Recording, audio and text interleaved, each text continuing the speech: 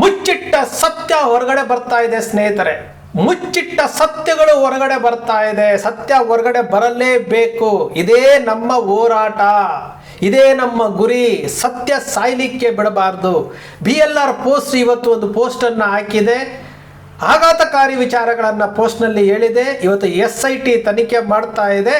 SIT ಇವತ್ತು ಏನು ಬಂಗ್ಲೆಗೂಡದಲ್ಲಿ ಸಿಕ್ಕಿದ್ದಂತಹ ಸಾವಿರಾರು ಮೂಳೆಗಳು, 7ರಿಂದ 8 ಅಸ್ಥಿಪಂಜರಗಳು, ಚಿನ್ನಯ್ಯ ಊತ ಹಾಕಿದ್ದಂಥ 3 ಅಸ್ಥಿಪಂಜರಗಳು ಎಲ್ಲವನ್ನೂ ಸಹ FSLಗೆ ಕಳಿಸಿದ್ರು. ರಿಪೋರ್ಟ್ ಬಂದಿದೆ. ಆ ಎಲ್ಲವೂ ಸಹ ಆಘಾತಕಾರಿಯಾದಂತಹ ವರದಿಗಳು ಇವತ್ತು ಹೊರಗಡೆ ಬರ್ತಾ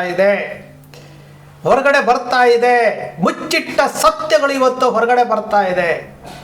ಯಾರನ್ನ ಕಾಪಾಡೋದಕ್ಕೆ, ಯಾರನ್ನ ಉಳಿಸೋದಕ್ಕೆ ಇಷ್ಟೆಲ್ಲ ಮಾಡ್ತಿದ್ರೋ ಇವತ್ತು ಆ ಸತ್ಯವನ್ನ ಸಾಯಲಿಕ್ಕೆ ಬಿಡದೆ ಆ ಮಂಜುನಾಥ ಸ್ವಾಮಿ, ಅಣ್ಣಪ್ಪ ಸ್ವಾಮಿ, ಶ್ರೀಕೃಷ್ಣ ಪರಮಾತ್ಮ ಇವರೆಲ್ಲರೂ ಸಹ ಧರ್ಮವನ್ನು ಗೆಲ್ಲಿಸೋದಕ್ಕೋಸ್ಕರವಾಗಿ, ಅಧರ್ಮವನ್ನು ಅಳಿಸೋದಕ್ಕೋಸ್ಕರವಾಗಿ ಯಾರ್ಯಾರ ಕೈಯಿಂದ ಏನೇನು ಕೆಲಸ ಮಾಡಿಸ್ಬೇಕೋ ಎಲ್ಲವನ್ನೂ ಮಾಡ್ತಾ ಇರುವಂಥದ್ದು. ಇದಕ್ಕೆ ಹೇಳುವಂಥದ್ದು ತಾಳ್ಮೆ ಇರಬೇಕು. ತಾಳ್ಮೆ ಇದ್ದರೆ ಎಲ್ಲವೂ ಆಗುತ್ತೆ ಅಂತೇಳಿ ಈ ತಾತ್ಕಾಲಿಕವಾದಂತಹ ಹೋರಾಟಗಳಿದ್ವಲ್ಲ, ಧರ್ಮ ಯುದ್ಧ, ಧರ್ಮ ಸಂರಕ್ಷಣಾ ಸಭೆಗಳು, ಕಾರ್ ರ್ಯಾಲಿ, ಆ ರ್ಯಾಲಿ ಮಾಡ್ಕೊಂಡು ಹೋದ್ರಲ್ಲ, ಎಲ್ಲರಿಗೂ ಉತ್ತರ ಇವಾಗ ಸಿಗುತ್ತೆ. SITನೇ ಕೊಡ್ತಾ ಇದೆ. ಅತಿ ಶೀಘ್ರದಲ್ಲಿಯೇ ನ್ಯಾಯಾಲಯಕ್ಕೆ ವರದಿ ಸಲ್ಲಿಸ್ತಾ ಇದೆ. ಸ್ಫೋಟಕ ವರದಿ ಸಲ್ಲಿಸ್ತಾ ಇದೆ. ಹಾಗಾದರೆ ಬಂಗ್ಲೆಗುಡ್ಡದಲ್ಲಿ ಸಿಕ್ಕಿರುವಂಥ ಸಾವಿರಾರು ಮೂಳೆಗಳಿಗೆ, ಆ ಮನುಷ್ಯರ ಮೂಳೆಗಳಿಗೆ ಬೆಲೆ ಇಲ್ವಾ? ಅದು ಯಾರು ಮಾಡಿದ್ದು, ಏನು ಮಾಡಿದ್ದು, ಆ ಸ್ಪಾಟ್ ಏನು? ಇಡೀ ಜಗತ್ತು ಇವತ್ತು ಬೆಚ್ಚಿ ಬೀಳಿಸುವಂತಹ ವರದಿಗಳು ಇವತ್ತು ಬರ್ತದೆ ನೋಡ್ರಿ. ಮುಂದಕ್ಕೆ ಜಗತ್ತು ಬೆಚ್ಚಿ ಬೀಳಿಸುವಂತಹ ವರದಿಗಳು. ಯಾರು ವರದಿ ಮಾಡಲಿಕ್ಕೆ ಹೋದಾಗ, ಇದೇ ಕುಡ್ಲಾರ್ ರಾಂಪೇಜ್ನ ಅಜಯ್ ಅಂಚನ್ ಮತ್ತು ಅಭಿ, ಯುನೈಟೆಡ್ ಮೀಡಿಯಾದ ಅಭಿ ಹೋದಾಗ ಅವರ ಮೇಲೆ ಹಲ್ಲೆ ಮಾಡ್ತಾರೆ ಇವರು. ಇದೇ ಬಂಗ್ಲೆಗುಡ್ಡದಲ್ಲಿ 100 ಹೆಣಗಳು ಸಿಗುತ್ತೆ ಅಂತ ಒಬ್ಬ ಆಟೋ ಡ್ರೈವರ್ ಹೇಳ್ತಾನೆ ಕುಡ್ಲಾರ್ ರಾಂಪೇಜ್ಗೆ. ಒಬ್ಬ ಆಟೋ ಡ್ರೈವರ್ಗೆ ಗೊತ್ತು ಬಂಗ್ಲೆಗುಡ್ಡದಲ್ಲಿ ಇಷ್ಟೆಲ್ಲ ಅಸ್ಥಿಪಂಜರಗಳು ಸಿಗುತ್ತೆ ಅಂತೇಳಿ. ಆ 100 ಅಸ್ಥಿಪಂಜರಗಳು ಇದೆ ಅಂತೇಳಿ ಒಬ್ಬ ಆಟೋ ಡ್ರೈವರ್ ಹೇಳ್ತಾನೆ. SIT ಅಲ್ಲಿ ತನಿಖೆ ಮಾಡುತ್ತೆ. ಚಿನ್ನಯ್ಯ ತೋರಿಸಿದಂತಹ ಜಾಗದಲ್ಲಿ 100 ಮೂಳೆಗಳು ಸಿಗುತ್ತೆ. 7ರಿಂದ 8 ಅಸ್ಥಿಪಂಜರಗಳು ಸಿಗುತ್ತೆ. ಚಿನ್ನಯ್ಯ 16 ಕಡೆ ಊತ ಹಾಕಿರೋ ಜಾಗದಲ್ಲಿ 3 ಕಡೆ ಅಸ್ಥಿಪಂಜರಗಳು ಸಿಗ್ತವೆ ಅಂತಂದರೆ ಇವೆಲ್ಲ ಸೃಷ್ಟಿನೇನ್ರಿ? ಇವೆಲ್ಲ ಸೃಷ್ಟಿನಾ, ಕಲ್ಪನೆನಾ? ಇದ್ಯಾರಾದರೂ ಮಾಡಿ ಇಟ್ಟಿರುವಂಥದ್ದ? FSL ರಿಪೋರ್ಟ್ ಏನು ಸುಳ್ಳು ಹೇಳುತ್ತಾ? ಎಲ್ಲವೂ ಹೊರಗಡೆ ಬರುತ್ತೆ. BLR ಪೋಸ್ಟ್ ಇವತ್ತು ಸ್ಫೋಟಕ ಮಾಹಿತಿಯನ್ನು ನೀಡಿದ್ದೆ. ಆ ಸ್ಫೋಟಕ ಮಾಹಿತಿಯ ಪ್ರಕಾರ ಇಲ್ಲಿ ನಡೆದಿರುವಂಥದ್ದು ಘನಘೋರವಾದಂತಹ ತಪ್ಪುಗಳು, ಘನಘೋರವಾದಂತಹ ರಹಸ್ಯ ಹೊರಗಡೆ ಬರುವಂಥದ್ದು. ನಾವು ಸತ್ಯವನ್ನು ಸಾಯಲಿಕ್ಕೆ ಬಿಡಬಾರ್ದು. ಯಾಕಂದರೆ ನಾವು ಭರತ ಭೂಮಿನಲ್ಲಿ ಹುಟ್ಟಿರುವಂಥದ್ದು, ಭರತ ಖಂಡದಲ್ಲಿ ಹುಟ್ಟಿರುವಂಥದ್ದು, ಶ್ರೀರಾಮಚಂದ್ರ ಹುಟ್ಟಿರುವಂತಹ ಭೂಮಿ ರೀ ಇದು. ಶ್ರೀಕೃಷ್ಣ ಪರಮಾತ್ಮ ಹುಟ್ಟಿರುವಂತಹ ಭೂಮಿ. ನಾವು ಭಗವದ್ಗೀತೆಯನ್ನು ಜಪಿಸ್ತೀವಿ. ಭಗವದ್ಗೀತೆಯನ್ನು ಶ್ರೇಷ್ಠತೆಯನ್ನು ನಾವು ಮೆರೀತಾ ಇದ್ದೀವಿ. ರಾಮಾಯಣ ಮಹಾಭಾರತವನ್ನು ನಾವು ಪೂಜಿಸ್ತೀವಿ. ಈ ಭಗವದ್ಗೀತೆ, ರಾಮಾಯಣ, ಮಹಾಭಾರತ ಇವೆಲ್ಲವೂ ಸಹ ನಾವು ಶ್ರೇಷ್ಠ ಅಂತ ಬಯಸ್ತೀವಿ. ಇಲ್ಲೆಲ್ಲವೂ ಸಹ ಅಧರ್ಮಕ್ಕೆ ಜಯ ಆಗಿಲ್ರಿ. ಇಲ್ಲೆಲ್ಲೂ ಸಹ ಅಧರ್ಮಕ್ಕೆ ಜಯ ಆಗಿಲ್ಲ. ಶ್ರೀಕೃಷ್ಣ ಪರಮಾತ್ಮ ಭಗವದ್ಗೀತೆಯಲ್ಲಿ ಹೇಳಿರುವಂಥದ್ದು, ನೀನು ಸತ್ಯವಾದಂತಹ ದಾರಿಯಲ್ಲಿ ನಡಿ, ನಿನಗೆ ಸತ್ಯದ ಗೆಲುವು ಸಿಗುತ್ತೆ ಅಂತ. ನೀನು ಅಡ್ಡದಾರಿಗೆ ಹೋದರೆ ನೀನು ಯಾವತ್ತಿದ್ರೂ ತಾತ್ಕಾಲಿಕವಾದಂತಹ ಗೆಲುವು ಸಿಗುತ್ತೆ ಅಂತ.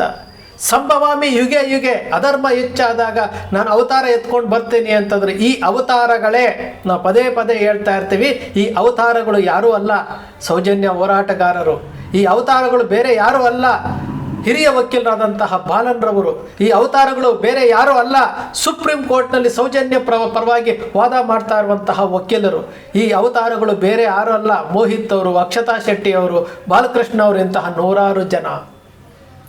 ನೂರಾರು ಜನ ಈ ಅವತಾರಗಳೇ ಇವತ್ತು ಅನ್ಯಾಯವನ್ನು ಬಯಲಿಗೆ ಎಳೆಯೋದಕ್ಕೆ ಇವರೆಲ್ಲರೂ ಸಹ ಕೆಲಸ ಮಾಡ್ತಾ ಇರುವಂಥದ್ದು. ಕಾಣದ ಕೈಗಳು ಸಾಕಷ್ಟಿದ್ದಾವೆ. ಎಲ್ಲವೂ ಸಹ ಹೊರಗಡೆ ಬರುತ್ತೆ.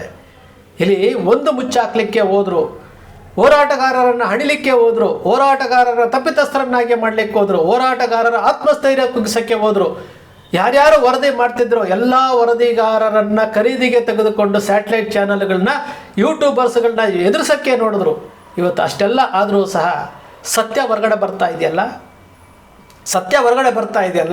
ಇನ್ನು ಭಾರತ ದೇಶದಲ್ಲಿ ಸತ್ಯ, ನ್ಯಾಯ, ನೀತಿ, ಧರ್ಮ, ಇನ್ನು ಮೌಲ್ಯಗಳು ಇನ್ನೂ ಜೀವಂತವಾಗಿದೆ ಅನ್ನೋದಕ್ಕೆ ಇವೆಲ್ಲವೂ ಸಹ ಸಾಕ್ಷಿ.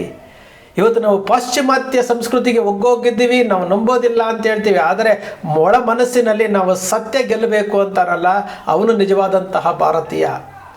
ಸತ್ಯ ಗೆಲ್ಲಬೇಕು ಅಂತಾರಲ್ಲ, ಅವನು ನಿಜವಾದಂತಹ ಭಾರತೀಯ. ನಿಜಕ್ಕೂ ಬಹಳ ಖುಷಿ ಆಗ್ತಾ ಇರುವಂತಹ ವಿಚಾರ. ಈ ಸತ್ಯ ಸಾಯ್ತಾ ಇರುವಂತಹ ಸಮಯದಲ್ಲಿ BLR ಪೋಸ್ಟ್ ಏನು ವರದಿಯನ್ನು ಗೃಹ ಇಲಾಖೆಯಿಂದ ನಾವು ಮಾಹಿತಿಯನ್ನು ತೆಗೆದುಕೊಂಡು ಬಂದಿದ್ದೀವಿ. ಈ ಸ್ಫೋಟಕ ಸುದ್ದಿ BLR ಪೋಸ್ಟ್ ಪ್ರಕಟ ಮಾಡಿರುವುದು, ಇದು ವರದಿ ಹೊರಗಡೆ ಬರಬೇಕು. ಇದು ಖುಷಿ ಆಗ್ತಾ ಇರುವಂಥದ್ದು. ಮತ್ತೊಂದು ಆಘಾತಕಾರಿ ಸುದ್ದಿ ಏನಂತಂದರೆ, ಈ ಸತ್ಯವನ್ನು ಮುಚ್ಚಿಡೋದಕ್ಕೆ ಎಷ್ಟು ಕಾಣದ ಕೈಗಳು ಕೆಲಸ ಮಾಡಿದ್ದಾವೆ.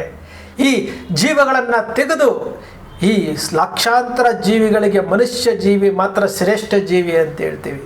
ಅಂತಹ ಶ್ರೇಷ್ಠ ಜೀವಿಯನ್ನು ಇವರು ಯಾವ್ಯಾವ ರೀತಿ ಬಳಸ್ಕೊಂಡು ಕೊಂದಾಕಿದ್ದಾರೋ, ಯಾರ್ಯಾರು ಕಣ್ಮರೆಯಾಗಿದ್ದಾರೋ, ಯಾರ್ಯಾರು ತಪ್ಪಿಸ್ಕೊಂಡು ತಿರುಗ್ತಾ ಇದ್ದಾರೋ. ಇವತ್ತು 74 UDRಗಳು, ಅದು ಸಹ FIR ಆಗಬೇಕಾಗಿದೆ.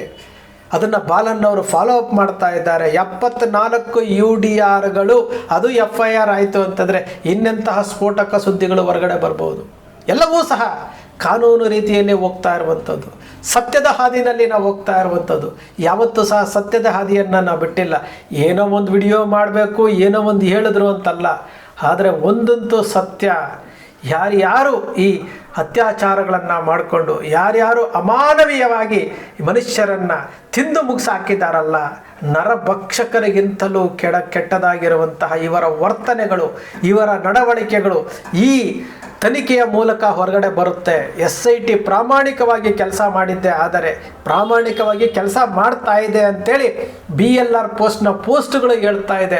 ಆ ಪ್ರಾಮಾಣಿಕತೆ ನಿಜಕ್ಕೂ ಮುಂದುವರೆದಿದ್ದೆ ಆದರೆ, ಆ ಪ್ರಾಮಾಣಿಕತೆ ನಿಜವಾದಂತಹ ವರದಿ ಪ್ರಕಟ ಆಗೋದೇ ಆದರೆ, ಆ ಪ್ರಾಮಾಣಿಕತೆ ಬೆಳ್ತಂಗಡಿಯ ನ್ಯಾಯಾಲಯಕ್ಕೆ ವರದಿ ಸಲ್ಲಿಸೋದೇ ಆದರೆ, ಆ ಪ್ರಾಮಾಣಿಕತೆ ಯಾರು ತಪ್ಪಿತಸ್ಥರಿದ್ದಾರಲ್ಲ ಅವರನ್ನು ಅರೆಸ್ಟ್ ಮಾಡೋದೇ ಆದರೆ 100% ಸತ್ಯಮೇವ ಜಯತೆ, ಸತ್ಯಕ್ಕೆ ಯಾವತ್ತು ಜಯ ಸಿಗುತ್ತೆ ಅನ್ನೋದು ಈ ಕಲಿಯುಗದಲ್ಲೂ ಸಹ ತೋರಿಸ್ಕೊಟ್ಟಂಗಾಗುತ್ತೆ. SIT ಅವರಿಗೆ ಇಷ್ಟನ್ನೇ ನಾವು ಕೇಳ್ಕೊಳ್ವಂಥದ್ದು, ಸತ್ಯವನ್ನು ಹೇಳಿ, ಯಾವುದು ಸೃಷ್ಟಿ ಮಾಡಲಿಕ್ಕೆ ಹೋಗಬೇಡಿ. ಇವತ್ತು ಚಿನ್ನಯ್ಯ ಏಕಾಏಕಿ ಬಂದು ಎಲ್ಲೋ ಒಂದು ಕಡೆ ತೋರಿಸಿದ್ದಲ್ಲ. 2 ವರ್ಷಗಳ ಹಿಂದೆ ಚಿನ್ನಯ್ಯ ಸೌಜನ್ಯ ಹೋರಾಟಗಾರರ ಸಂಪರ್ಕದಲ್ಲಿದ್ದು ಅವನು ಸೃಷ್ಟಿ ಮಾಡಿಲ್ಲ, ಯಾವುದೋ ತಂದು ಊತಾಕಿ ಎತ್ಕೊಟ್ಟಿಲ್ಲ, ಅವನು ಏನೂ ಮಾಡಿಲ್ಲ. ಚಿನ್ನಯ್ಯ 2 ವರ್ಷಗಳಿಂದ ಇದ್ದು ಸುಪ್ರೀಂ ಕೋರ್ಟ್ಗೆ ಹೋಗಿ ಬುರುಡೆ ತೆಗೆದುಕೊಂಡೋಗಿ ಸುಪ್ರೀಂ ಕೋರ್ಟ್ ಮುಂದೆ ಕೊಟ್ಟಿದ್ದು ನ್ಯಾಯ ಸಿಗಬೇಕು ಅಂತೇಳಿ. ಚಿನ್ನಯ್ಯ ಹೇಳಿದ್ದಂಥ 16 ಕಡೆ 3 ಕಡೆ ಸಿಕ್ಕಿದೆ ಅಂತಂದರೆ ಅದು ಚಿನ್ನಯ್ಯ ಆವಾಗಿನ ಕಾಲದಲ್ಲಿ ಊತಿ ಹಾಕಿರುವಂಥದ್ದು. CBIನವರಿಗೆ, ತನಿಖಾಧಿಕಾರಿಗಳಿಗೆ ಒಂದೇ ಒಂದು ಕೂದಲು ಸಿಕ್ಕಿದ್ರೆ ಆ ಕೂದಲಿನಲ್ಲಿ ಸತ್ಯಾಂಶವನ್ನು ಹೊರಗಡೆ ತೆಗೆಯುವಂತಹ ಎಷ್ಟೋ ಪ್ರಕರಣಗಳನ್ನು ನಾವು ನೋಡಿದ್ದೇವೆ. ಒಂದು ಮೊಬೈಲ್ ಟ್ರೇಸಿಂಗು ಔಟ್ ಗೋಯಿಂಗ್ ಕಾಲಲ್ಲಿ ಎಷ್ಟೋ ಅಪರಾಧಿಗಳನ್ನು ಇಡ್ತಿದ್ದನ್ನು ನೋಡಿದ್ದೀವಿ. ಇಷ್ಟೆಲ್ಲ ಎವಿಡೆನ್ಸ್ಗಳು ಇಟ್ಕೊಂಡು, ಇಷ್ಟೆಲ್ಲ ಎವಿಡೆನ್ಸ್ಗಳು ಇದ್ದರೂ ಸಹ ಇದನ್ನು ತಪ್ಪಿಸ್ಕೊಂಡ್ಬಿಟ್ರೆ ಅವರು ಯಾರು ಈ ಕೊಲೆಪಾತಕರಿದ್ದಾರಲ್ಲ ಇವರೆಲ್ಲ ತಪ್ಪಿಸ್ಕೊಂಡ್ಬಿಟ್ರೆ, ಈ ಸಂವಿಧಾನ ಏನು ಸ್ವತಂತ್ರವನ್ನು ಕೊಟ್ಟಿದೆಯಲ್ಲ, ಕಾರ್ಯಾಂಗ ವ್ಯವಸ್ಥೆ, ಪೊಲೀಸ್ ವ್ಯವಸ್ಥೆಗೆ ಕೊಟ್ಟಿದ್ದಾರಲ್ಲ, ಅದೆಲ್ಲದರ ಬಗ್ಗೆ ಇರುವಂತಹ ನಂಬಿಕೆ ಹೊರಟೋಗ್ಬಿಡುತ್ತೆ. SIT ಅವರು ನಿಜಕ್ಕೂ ಒಳ್ಳೆಯ ಕೆಲಸ ಮಾಡ್ತಾ ಇದ್ದಾರೆ ಅಂತೇಳಿ BLR ಪೋಸ್ಟ್ ಹೇಳ್ತಾ ಇರುವಂಥದ್ದು ಹೊರಗಡೆ ಬರಲೇಬೇಕು ಸ್ನೇಹಿತರೆ. ಈ ಹೋರಾಟ ಯಾವತ್ತು ಯಾವ ಗುರಿ ಮುಟ್ಟಬೇಕು ಅಂತ ಹೊರಟಿತ್ತೋ, ಯಾವ ಗುರಿಯನ್ನು ಮುಟ್ಟಬೇಕು ಅಂತ ಹೊರಟಿತ್ತೋ ಆ ಹೋರಾಟದ ಗುರಿ ತಲುಪೋದಕ್ಕೆ ನಮಗೆ ಹೆಚ್ಚು ಕಾಲ ಬೇಕಾಗಿಲ್ಲ. ಎಲ್ಲ ಹೋರಾಟಗಾರರ ಆತ್ಮಸ್ಥೈರ್ಯ ಕುಗ್ಗಿಸೋಕ್ಕೆ ಪ್ರಯತ್ನ ಮಾಡಿದ್ರು ಸಹ, ಈ ಯೂಟ್ಯೂಬರ್ಸ್ನ ಆತ್ಮಸ್ಥೈರ್ಯ ಕುಗ್ಗಿಸೋಕ್ಕೆ ಪ್ರಯತ್ನ ಮಾಡಿದರೂ ಸಹ ಪ್ರಾಮಾಣಿಕವಾದಂತಹ ಹೋರಾಟಗಾರರು, ಪ್ರಾಮಾಣಿಕವಾದಂತಹ ಯೂಟ್ಯೂಬರ್ಸ್ ಅವರು ಯಾವತ್ತೂ ಕುಗ್ಗಿಲ್ಲ. ಕೋಟಾ ಶ್ರೀನಿವಾಸ್ ಪೂಜಾರವರು ಹೇಳಿದ್ರಲ್ಲಪ್ಪ, ED ತನಿಖೆ ಆಗಬೇಕು, ಫಾರಿನ್ನಿಂದ ಹಣ ಬರ್ತಾ ಇದೆ, ಏನು ಫಾರಿನ್ನಿಂದ ಫಂಡ್ ಬರ್ತಾ ಇದೆ ಅಂತ ಹೇಳಿದ್ರಲ್ಲ, NIA ತನಿಖೆ ಆಗಬೇಕು ಅಂತ ಹೇಳಿದ್ರಲ್ಲ, ಎಲ್ಲಿ ಹೋಯ್ತ್ರಿ NIA ತನಿಖೆ, ಎಲ್ಲಿ ಹೋಯ್ತ್ರಿ ED ತನಿಖೆ, ಎಲ್ಲಿ ಹೋಯ್ತು? ಯೂಟ್ಯೂಬರ್ಸ್ಗೆ ಫಾರಿನ್ನಿಂದ ಹಣ ಬರ್ತಾ ಇದೆಯಾ? ಯಾಕೆ ಈ ರೀತಿಯಾದಂಥ ಸುಳ್ಳುಗಳನ್ನು ಹೇಳಿದ್ರಿ? ಯಾಕೆ ಈ ರೀತಿಯಾದಂಥ ಎದುರಿಸುವಂತಹ ಕೆಲಸ ಮಾಡಿದ್ರಿ? ಸತ್ಯ ಯಾವತ್ತಿದ್ರೂ ಸಾಯಲ್ಲ ರೀ. ನೀವು ಜನಪ್ರತಿನಿಧಿಗಳು ಯಾರನ್ನೂ ಮೆಚ್ಚಿಸೋದಕ್ಕೆ ಹೋಗಬೇಡಿ. ನಿಮ್ಮ ಆತ್ಮವನ್ನು ನೀವೊಂದು ಸರಿ ಕೇಳ್ಕೊಂಡು ನೋಡಿ. ನಿಜಕ್ಕೂ ಈ ಹೋರಾಟ ಇವತ್ತು ಸರಿಯಾದ ದಿಕ್ಕಿನಲ್ಲಿ ಹೋಗ್ತಾ ಇದೆ. ಆ ಹೋರಾಟದಲ್ಲಿ ನಾವು ಸಹ ಒಂದು ಇರುವೆ ಗಾತ್ರದ ಸೇವೆ ಮಾಡ್ತಾ ಇದ್ದೀವಿ ನಾವು. ನಮ್ಮದು ಸಹ ಒಂದು ಸಣ್ಣದಾದಂಥ ಸೇವೆ ಅನ್ನೋದು ಹೇಳ್ಕೊಳ್ಳೋದಕ್ಕೆ ನಿಜಕ್ಕೂ ಹೆಮ್ಮೆ ಆಗುತ್ತೆ. ನಿಮ್ಮ ಅಕ್ಷರ ಮೀಡಿಯಾ ಸೃಷ್ಟಿ ಮಾಡೋದಿಲ್ಲ, ಕಲ್ಪನೆ ಮಾಡೋದಿಲ್ಲ, ವಾಸ್ತವದ ವಿಚಾರವನ್ನು ವಿಶ್ಲೇಷಣೆ ಮಾಡುತ್ತೆ. ನಿಮ್ಮ ಅಕ್ಷರ ಮೀಡಿಯಾದ ವಿಶ್ಲೇಷಣೆ ನಿಮ್ಗೆ ಇಷ್ಟ ಆಯಿತು ಅಂದರೆ ಸಬ್ಸ್ಕ್ರೈಬ್ ಆಗಲಿಲ್ಲ ಅಂದರೆ ಸಬ್ಸ್ಕ್ರೈಬ್ ಮಾಡ್ಕೊಳ್ಳಿ. ಪಕ್ಕದಲ್ಲಿ ಕಾಣುವಂಥ ಬೆಲ್ ಐಕಾನ್ ಪ್ರೆಸ್ ಮಾಡಿ, ಶೇರ್ ಮಾಡಿ, ಪ್ರೋತ್ಸಾಹ ನೀಡಿ.